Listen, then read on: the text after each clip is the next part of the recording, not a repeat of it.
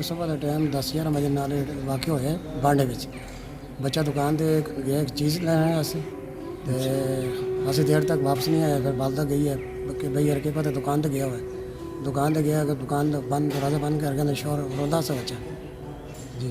तो फिर मौके पर देखे वालदा सुन भी देखे उधर कोई गुआढ़ी ने दो ना भी देखे मौके पर काम ऐसे कपड़े कटे गए से कमीशन। अच्छा बस वो जिक्र ना साल तकरीबन 3-3.5 साल हो बच्चे जेतरा मेरा लगता लगे तो सर तो पता लगे तो दुकानदार का जो पड़ोस की दुकान है उस नाले से आती बच्चे ने की गई।